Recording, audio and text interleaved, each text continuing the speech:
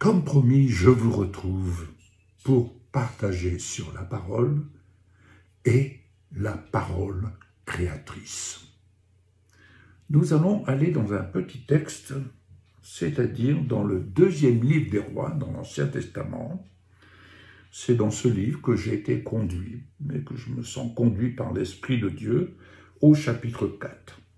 Alors, vous pourrez prendre des notes et, le cas échéant, reprendre ce texte, le lire dans son intégralité et de manière à pouvoir vous-même en retirer plus amplement ce que je vais vous aborder en quelques minutes, si cela peut vous mettre l'eau à la bouche, comme on dit. Alors, c'est avec le prophète Élisée qui fait suite au prophète Élie.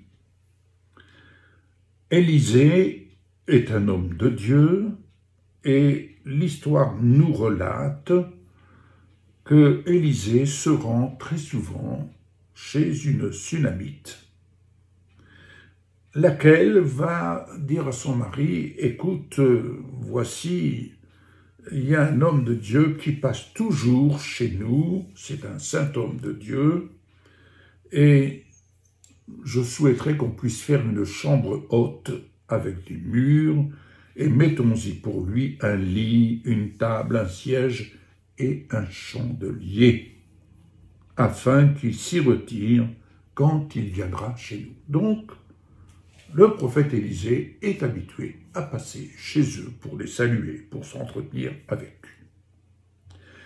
Et un beau jour, Élisée va se poser la question, et il va en parler à son serviteur Géasi, et lui dit, il dit à son serviteur, va trouver cette Sunamite et pose-lui un peu la question, voilà, tu nous montres tout cet empressement, que peut-on faire pour toi? Il semblerait que ici, Élisée n'a pas l'inspiration parce qu'il aimerait pour autant récompenser, encourager cette femme, ce foyer, et être reconnaissant pour toute la bienveillance qu'il lui manifeste chaque fois qu'il passe, et là, en l'occurrence, le fait qu'il ait une chambre pour s'y reposer. Alors, il va lui dire, est-ce qu'il faut parler pour toi au roi, au chef de l'armée? Et elle répondit, écoute, j'habite au milieu de mon peuple, voilà, je suis connue parce que c'est une femme de distinction, donc elle n'avait pas de besoin ni d'avoir une assistance pour favoriser telle et telle situation, le cas échéant. Mais Géasi va interpeller son seigneur, son maître, et va dire elle n'a point de fils, et son mari est vieux. Ah, ben voilà une belle occasion, et il l'appelle. Et elle va se présenter, sur l'invitation de Géasi, elle va se présenter à la porte, et Élisée va lui dire une parole. Prophétise-t-il? Lorsque je lis cette parole, Élisée ne dit pas « le Seigneur m'a parlé et le Seigneur parle ainsi ». Non, Élisée va parler la parole créatrice. Il va parler la vie. Oui, c'est important. Ce n'est pas, il n'est pas là à prophétiser comme il aurait pu le faire. Non, il parle tout simplement, et que dit-il? À cette même époque, l'année prochaine, tu embrasseras un fils. Tout simplement. Donc, il parle la parole. J'ai une bonne nouvelle à t'annoncer, l'année prochaine, à cette même époque, tu embrasseras un fils. Est-ce qu'il a prié pour elle? Non. Est-ce qu'il a dit, prions ensemble, venons, écoutons? Non. Non. Il parle la parole qui donne la vie. Il parle la parole créatrice, il parle la parole qui porte la vie, parce qu'il était habité par la parole. Bien-aimé, ce n'était pas une parole humaine, c'était la parole qui était toute autorité en lui, c'était cette parole qui demeurait en lui, et lorsque Jésus dit, là où la parole demeure, demandez ce que vous voudrez et cela vous sera accordé. A-t-il demandé, Seigneur, s'il te plaît, fais en sorte que cette femme puisse avoir un enfant, tu vois, elle n'a pas d'enfant, non. Mais il parle l'héritage qu'il porte en lui. Il parle la parole créatrice. Il parle la parole qui est la substance, qui contient la substance de vie. Ce n'est pas une parole humaine, il parle la parole divine qui lui est inspirée, qui émane de sa relation avec l'Éternel. Il parle la parole qui contient le germe de la vie. Et au verset 17, il nous est dit, cette femme devint enceinte. Et en effet, elle enfanta un fils à la même époque. Alléluia, quel miracle merveilleux. Et puis, chemin faisant, l'enfant grandit et il va se passer un événement. Le fils est avec son père dans les champs et à un moment donné, pendant que le père est en train de travailler avec ses ouvriers dans le champ, le fils va se plaindre, ma tête, ma tête, ma tête. Et le père va s'empresser de demander à un serviteur de ramener le fils auprès de sa mère. Elle le prend sur ses genoux et l'enfant meurt. Catastrophe, catastrophe. Mais ce qui est extraordinaire, c'est de voir l'attitude de cette femme. Elle ne se laisse point ébranler. Elle le serait, on le comprendrait, mais elle ne se laisse point ébranler. Elle réagit. Ce fils, elle se dit en elle-même, ce fils, je ne l'ai pas demandé. Mais pourquoi donc maintenant cette peine? Alors, elle va s'empresser de demander à un de ses serviteurs de lui préparer les ânesses, car elle se dit, je me hâte d'aller vers l'homme de Dieu. Elle se hâte d'aller vers lui en vue de dire, écoute, je n'ai point demandé de fils, mais là, je ne comprends pas, voilà ce qui m'arrive. Mon seul fils que j'ai, il meurt. Alors, elle s'empresse. Et son mari, qui s'interroge, dit, mais qu'est-ce qui se passe, qu'est-ce que tu veux? Elle ne dit pas, mon fils, notre fils est mort. Non, car le fils, elle a été le placer, le déposer sur le lit où le prophète Élisée avait l'habitude de dormir. Elle l'a placé, elle a eu l'intelligence de placer cet enfant sur le lieu où le prophète Élisée se reposait. Elle va dire à son mari, non, non, mais tout va bien. Non, mais attendez, madame, tout va bien, votre enfant est mort et vous cachez ça à votre mari. Voyez un peu comment aujourd'hui, dans le contexte où nous vivons, dans notre culture, elle va dire, tout va bien. Parole de vie, parole créatrice, tout va bien. Et elle, la voilà partie, avec son serviteur, vers Élisée, là où il demeurait. Et Élisée la voit arriver de loin, et il va envoyer son serviteur pour lui demander, est-ce que tout va bien, ton mari va bien? Elle va dire, tout va bien. Élisée ne s'inquiète pas plus, sauf que elle va se jeter à ses pieds et lui dire, écoute, je n'ai pas demandé de fils à mon Seigneur. j'ai bien dit à mon Seigneur, ne me trompe pas, parce que tu as parlé la parole en me disant j'aurai un fils à la même époque que je l'embrasserai, je t'ai dit ne me trompe pas. Autrement dit, ne viens pas me raconter des calembours. Autrement dit, ne viens pas me prophétiser des choses olé olé. Non, non. Élisée a bien parlé la parole créatrice, la parole de vie. Tu auras un fils. Et là, elle vient, tout va bien, oui, sauf que son âme était dans l'amertume. Et Élisée va dire, mais tiens, le Seigneur me l'a caché, il ne m'a rien dit, il ne m'a pas averti. Alors, que va-t-il faire? Il va envoyer Géasi, son serviteur, et il va lui dire, prends mon bâton dans ta main. Autrement dit, il lui confie l'autorité, il lui confie le pouvoir. Et il va lui dire, prends ton bâton et tu mettras mon bâton sur le visage de l'enfant.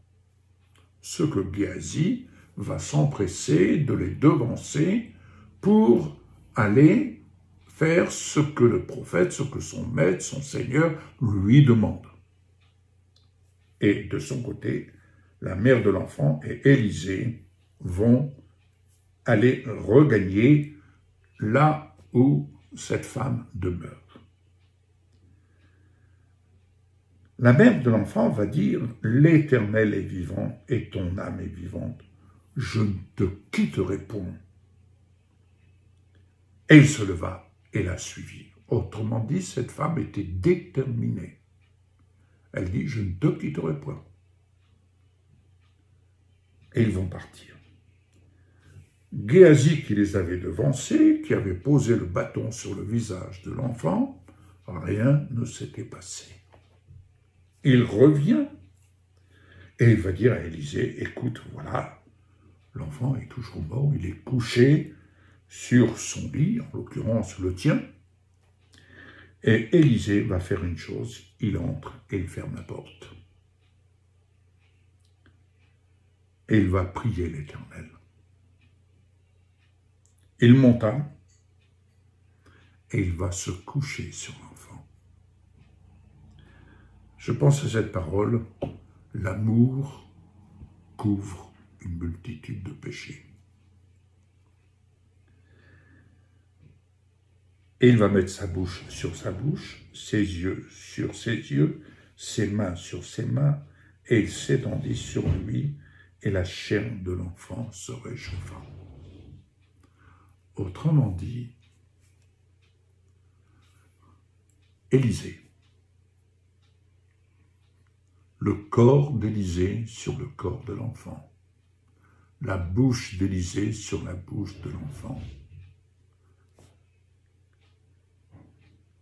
ses mains, les mains d'Élisée sur les mains de l'enfant, ses yeux sur ses yeux. Qu'est-ce que ça veut nous dire? Autrement dit, pour nous, recevoir Jésus, pour passer de la mort à la vie, c'est son corps sur mon corps, c'est mon corps, ton corps, tu le donnes à Jésus. Ta bouche, tu parles comme Jésus parle. Tes yeux, tu vois comme Jésus voit. Tes mains, tu sers, tu donnes, tu libères comme Jésus donne, sert et libère. Autrement dit, la vie de l'Esprit de Dieu vient t'animer à nouveau pour que tu marches et que tu vives en nouveauté de vie. Le bâton, en quelque sorte, le bâton est mort. Le bâton, c'est la croix. À la croix, tu es mort. Tu veux vivre ce que Jésus te donne de vivre, sa parole est créatrice. Je répète, ce verset 24.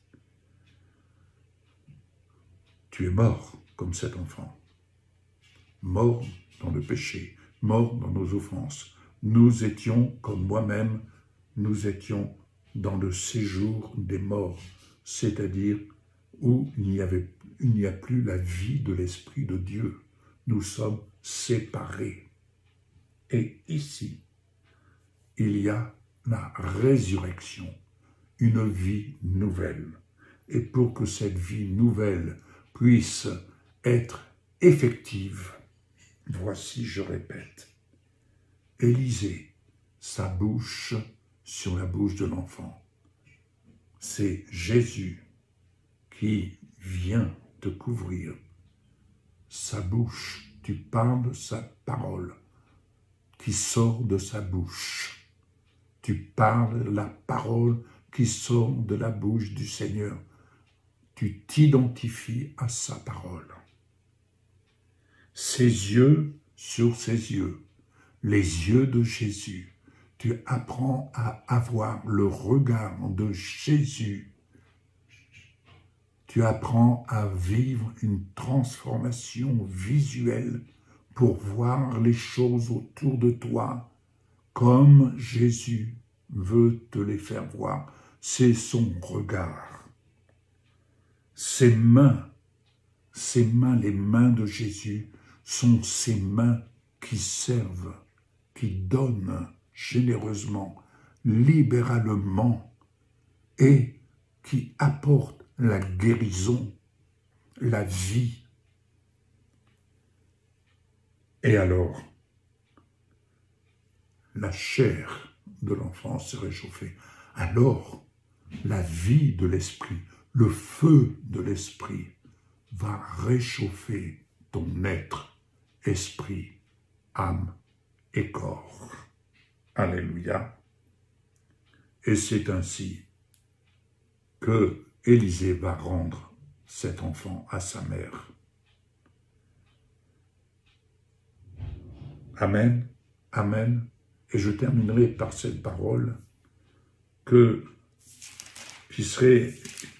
se veut être une conclusion. Écoutez bien, c'est dans 1 Roi 17, là aussi avec Élie, qui a ramené à la vie un enfant. Et la mère va dire une parole, la femme va dire à Élie, « Je reconnais maintenant que tu es un homme de Dieu et que la parole de l'Éternel dans ta bouche est vérité. Je reconnais que la parole de l'Éternel dans ta bouche est vérité. Puisse la parole que je vous ai servie par pure grâce au nom de Jésus être vérité à votre égard, dans votre vie, et produire en vous, en répondant aux besoins qui vous concernent, et que sa parole créatrice puisse manifester, comme il se doit, le miracle de la création divine, de la création de la vie, de la création de ce qui correspond à votre besoin actuel. Béni soit le Seigneur et que votre âme vive au nom de Jésus. Amen.